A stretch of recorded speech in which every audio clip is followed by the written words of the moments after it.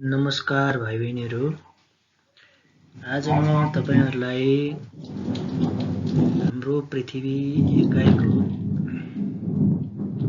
अक्षांश तथा देशान्तर रेखाहरूको चित्रहरूद्वारा परिचय गराउन गइरहेको छु। दिएको चित्र हेर्नुहोस्। यसमा दुई प्रकारका रेखाहरू पृथ्वीको चारैतिर तानिएका छन्। यो रातो एरोले उत्तर दक्षिण ध्रुव जोड्ने रेखाहरू देखाइरहेको छ। त्यसैगरी यो नीलो एरोले पूर्व पश्चिम खिचिएका रेखाहरू देखाइएको छ। उत्तर दक्षिण खिचिएका रेखाहरू देशान्तर रेखाहरू हुन्। पूर्व पश्चिमतिर खिचिएका रेखाहरू अक्षांश रेखाहरू हुन्। यही विषयमा हामी देशान्तर रेखाहरू र त्यसले समय निर्धारण कसरी गर्न सकिन्छ भन्ने कुरा आजको पाठमा छलफल गर्नेछौँ।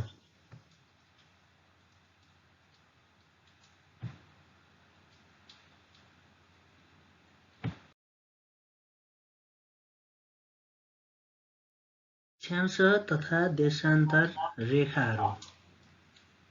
भाइ बहिनीहरू, दिएको चित्र राम्रोसँग हेर।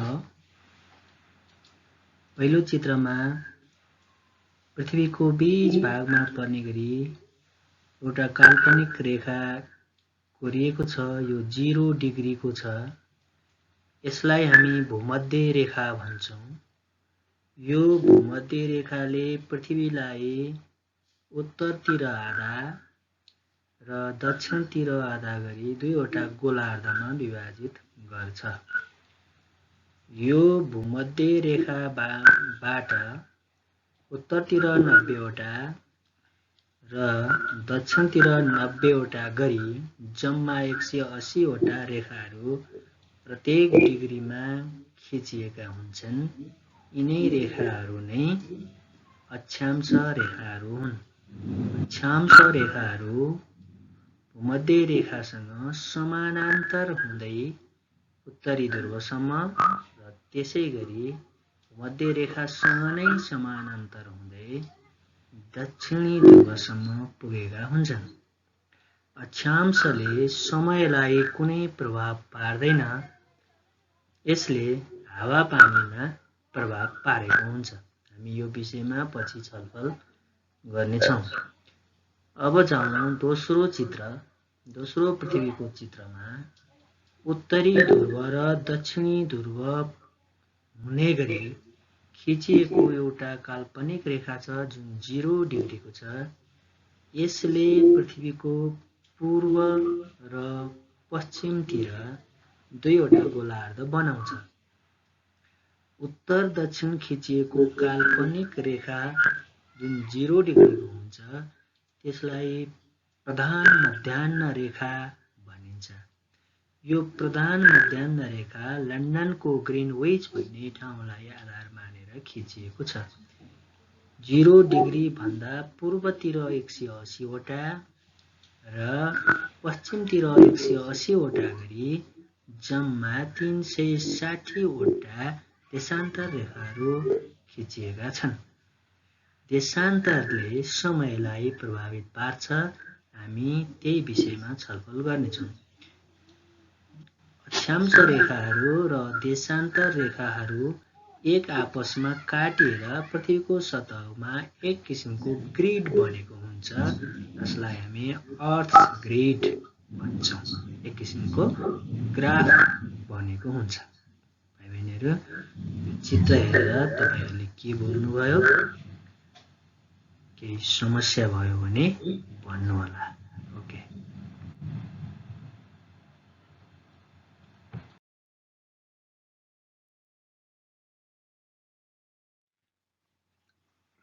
अब यो चित्रलाई हेरौँ। अक्षांश के हो र देशान्तर के हो, यसलाई कसरी नाप्न सकिन्छ भनेर बुझाउन खोजिएको छ। पृथ्वीको केन्द्र 0 डिग्रीको भूमध्य रेखा र 0 डिग्रीको प्रधान मध्याह्न रेखा एक आपसमा काटिएको हुन्छ। त्यसलाई हामी पृथ्वीको केन्द्र भन्छौँ। यो केन्द्रबाट उत्तर या दक्षिणतिरको कोणिक दूरीलाई अक्षांश भनिन्छ भने पृथ्वीको केन्द्रबाट पूर्व या पश्चिमतिरको कोणिक दूरीलाई देशान्तर भनिन्छ। यो चित्रले देशान्तरको नाप अक्षांशको नाप कसरी लिन सकिन्छ भनेर देखाएको छ। राम्रोसँग हेर्नुहोला। के बुझ्नुभयो, के समस्या पर्यो, सुझाव दिनुहोला।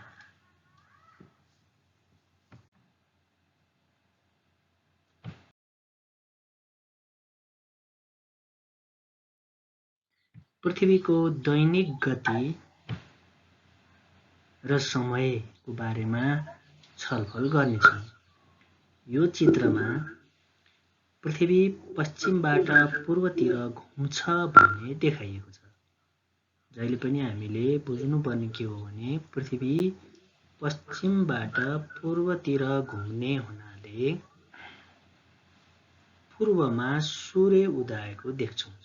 यदि पूर्वबाट पश्चिमतिर पृथ्वी घुमेको हो भने सूर्य पूर्वमा अस्ताउने र पश्चिममा उदाउने हुन सक्यो। त्यसैले पृथ्वी पश्चिमबाट पूर्वतिर घुम्दा एउटा स्थानबाट फेरि त्यही स्थानमा आइपुग्नको लागि पृथ्वीलाई लगभग 24 घण्टा लाग्छ। 24 घण्टालाई हामी एक दिन भन्छौँ। यसरी घुम्ने क्रममा 1 डिग्री देशान्तर पार गर्न पृथ्वीलाई 4 मिनेट समय लाग्छ, अथवा 15 डिग्री देशान्तर पार गर्न लाग्ने समय 1 घण्टा हो। यही हिसाबले 360 डिग्री पार गर्न पृथ्वीलाई 24 घण्टा लाग्छ। पृथ्वी पश्चिमबाट पूर्वतिर घुम्ने हुनाले पूर्वतिर सूर्योदय पहिला हुने र पश्चिमतिर सूर्योदय ढिलो हुने हुनाले पूर्वको समय छिटो र पश्चिमको समय ढिलो हुन्छ। हामीहरू यो चित्रबाट राम्रोसँग बुझ्नुहोस्। पृथ्वी पश्चिमबाट पूर्वतिर घुमिरहेको छ। यो ठाडो रेखाहरूले देशान्तर रेखा देखाएको छ। एउटा देशान्तर रेखाबाट अर्को 1 डिग्री फरकको देशान्तर रेखामा पुग्नको लागि 4 मिनेट समय लाग्छ, अथवा 15 डिग्री देशान्तर पार गर्न 1 घण्टा समय लाग्छ। यही हिसाबबाट हामी समय र देशान्तरको सम्बन्ध स्थापित गर्छौँ।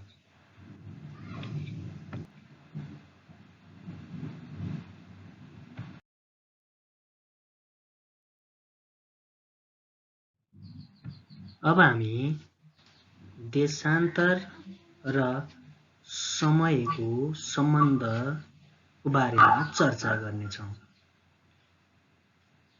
देशान्तरको फरकबाट कसरी समय अन्तर निकाल्न सकिन्छ, अथवा कुनै एक स्थानको समयबाट अर्को स्थानको समय कसरी पत्ता लगाउन सकिन्छ भन्ने विषयमा हामी यो चित्रबाट छलफल गर्नेछौँ। यहाँ केही कुराहरू जान्नुपर्ने कुराहरू छन्।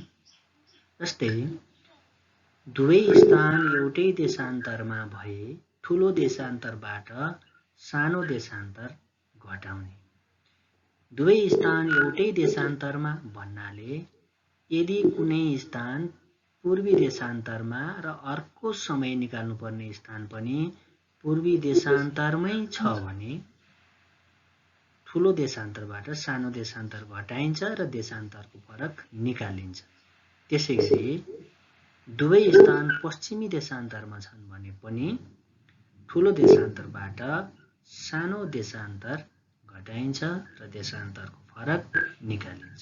यदि एउटा स्थान पूर्वी देशान्तरमा र अर्को स्थान पश्चिमी देशान्तरमा छ भने दुवै देशान्तरहरूको जोडफल नै देशान्तरको फरक हो।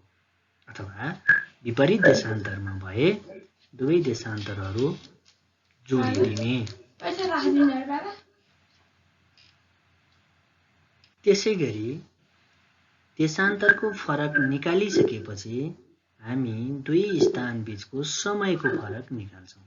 समयको फरक निकाल्नको निम्ति हामीले निकालिएको देशान्तरको फरकलाई 4 ले गुणन गरेर समयको फरक निकाल्छौँ। किनकि 1 डिग्री देशान्तर बराबर 4 मिनेटको समय फरक पर्छ। अघि नै हामीले छलफल गर्यौं 1 डिग्री बराबर 4 मिनेट हुन्छ, 15 डिग्री बराबर 1 घण्टा हुन्छ। त्यसैले जति देशान्तरको फरक आउँछ आएको देशान्तरको फरकलाई 4 ले गुणा गरिन्छ। त्यसैगरी समय निकाल्नु पर्ने स्थान कुन हो? दिएको स्थानको समय भन्दा हामीलाई दिएको स्थानको समयबाट अर्को निकाल्नु पर्ने स्थानको समयको लागि पूर्व हो या पश्चिम हो भनेर छुट्याउनु पर्ने हुन्छ। यदि निकाल्नु पर्ने स्थान दिएको स्थानभन्दा पूर्वतर्फ भएमा समय छिटो हुन्छ, त्यसैले दिएको समयमा जोडिन्छ। यदि हामीले निकाल्नु पर्ने स्थानको समय दिएको स्थानभन्दा पश्चिम हो भने समय ढिलो हुन्छ र दिएको समयबाट हामी निकाल्नु पर्ने स्थानको समय निकाल्नको लागि समयको फरक घटाइदिन्छौँ। हामी पछिल्लो च्याप्टरमा हिसाब गरेर हेर्नेछौँ।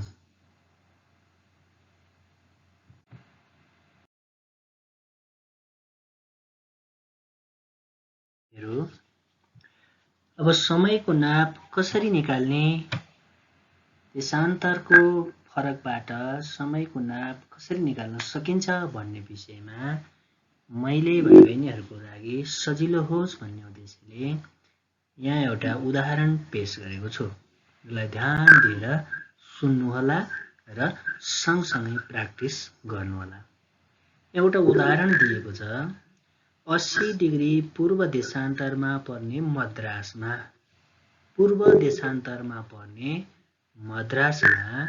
दिउँसोको 3 बज्दा मद्रासमा दिउँसोको 3 बज्दा 75 डिग्री पश्चिमी देशान्तरमा पर्ने न्युयोर्कमा कति बजेको होला? प्रश्नलाई ध्यान दिएर बुझ्नुहोस्। मद्रास 80 डिग्री पूर्वमा छ, त्यहाँ दिउँसोको अथवा अपराह्न 3 बजेको छ, जसलाई अपराह्नलाई हामी PM भन्छौँ। पूर्व बिहानको समयलाई हामी AM भन्छौँ। 75 डिग्री पश्चिमी देशान्तरमा पर्ने न्युयोर्कमा कति बजेको होला? भाइ-बहिनीहरू यो रेफरेन्स फ्रेम एकचोटि हेरौँ। 0 डिग्री यो प्रधान मध्याह्न रेखा हो। यो प्रधान मध्याह्न रेखाबाट न्युयोर्क 75 डिग्री पश्चिममा छ। त्यसैगरी प्रधान मध्याह्न रेखाबाट मद्रास 80 डिग्री पूर्वमा छ। मद्रासमा दिउँसोको 3 बजेको छ।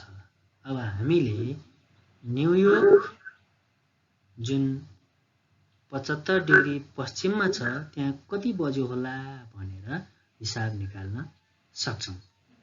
त्यसको लागि हामी हिसाबलाई लगभग 3 वटा स्टेपमा पुरा गर्छौँ। मैले अघि नै बताएँ, सबभन्दा पहिला हामी देशान्तरको फरक निकाल्छौँ। अघि हामीले के भन्यौँ? यदि दुई स्थान, यहाँ दुई स्थान भन्नाले न्युयोर्क र मद्रास, दुई स्थान एउटै देशान्तरमा परेको भए भनेको 0 डिग्रीबाट पश्चिमतिरै परेको भए दुवै स्थान वा 0बाट पूर्वतिरै परेको भए हामी ठुलो देशान्तरबाट सानो देशान्तर घटाउने थियौँ। तर यहाँ के भयो? दुई स्थान विपरीत देशान्तरमा छन्। एउटा पूर्वपट्टि छ, एउटा पश्चिमपट्टि छ। त्यसो हुनाले देशान्तरको फरक निकाल्नको लागि यदि विपरीत देशान्तरमा परेको भए दुई स्थानको देशान्तर जोड्ने भनेका थियौँ।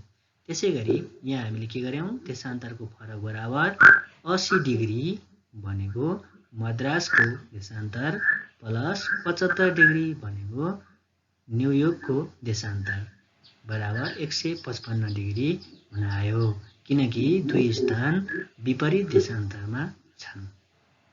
पहिलो स्टेप देशान्तरको फरक निकाल्ने। अब दोस्रो स्टेप देशान्तरको फरक निकालिसकेपछि हामी दुई स्थान बीचको समयको फरक कति हो त भनेर निकाल्छौं। समयको फरक निकाल्न मैले भाइ बहिनीहरुलाई अघि नै भने एकदम सजिलो छ। देशान्तरको फरक जति आउँछ त्यो आएको देशान्तरको फरकलाई 4 ले गुणा गरिन्छ। 155 इन्टु 4 बराबर 620 मिनेट। देशान्तरको फरक 155 डिग्री आएको थियो, त्यसलाई 4 ले हामीले गुणा गर्यौं र 620 मिनेट निकाल्यौं, किनकि 1 डिग्री देशान्तरको फरक बराबर 4 मिनेट समय फरक पर्छ।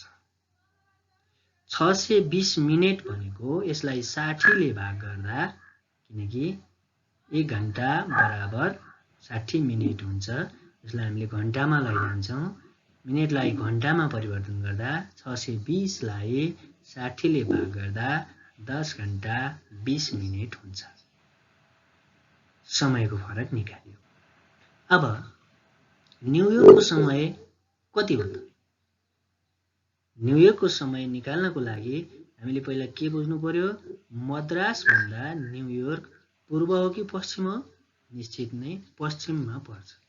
पश्चिममा समय ढिलो हुने हुनाले पश्चिमको समय निकाल्नको लागि दिएको समयबाट घटाउनु पर्छ।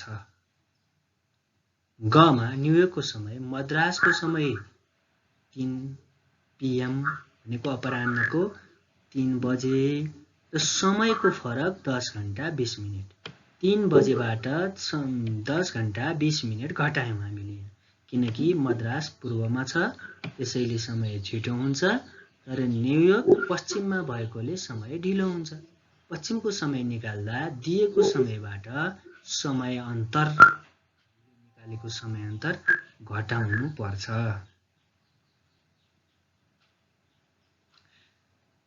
त्यसैले 3 बाट 3 बजेको बेलुकीको 3 बजेको भनेको 3 + 12 बराबर 15 बजेको हो। हामी समय 24 घण्टामा निर्धारण गर्छौं। 1 बाट सुरु हुन्छ 24 मा पुग्छ। अपराह्न 3 भनेको +12 गर्दाखेरि 15 बजेको हुन्छ। 15 बजेबाट 10 घण्टा 20 मिनेट घटाउँदा 4 घण्टा 40 मिनेट आउँछ, किनकि अपराह्न 3 भनेको 15 बजेको हो। 15 बाट 10 20 घटाउँदा 4:40 AM हुन्छ। मद्रासमा PM थियो, अपराह्न भइसकेको थियो। न्युयोर्कमा बिहान भयो। बिहानको 4:40 मिनेट गएको हुन्छ, किनकि मध्याह्न 12 भन्दा अगाडिको समय पूर्वाह्न हो। भाइ बहिनीहरु, तपाईहरु पनि सँगसँगै प्र्याक्टिस गर्नु होला।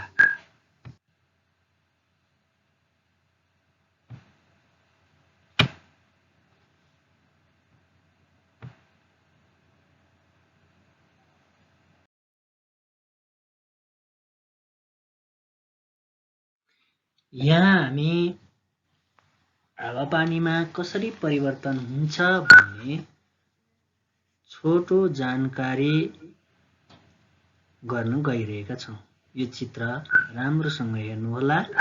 यो चित्रले उत्तरी गोलार्ध र दक्षिणी गोलार्धमा हावापानीमा कसरी परिवर्तन हुन्छ भन्ने कुरो देखाएको छ। यसको विस्तृत अध्ययन हामी कक्षा 10 मा गएपछि गर्नेछौं। भाइ बहिनीहरुको लागि सामान्य जानकारीको लागि अक्षांशले कसरी प्रभाव पार्दो रहेछ हावापानीमा भनेर सानो जानकारी मात्र दिन खोजे।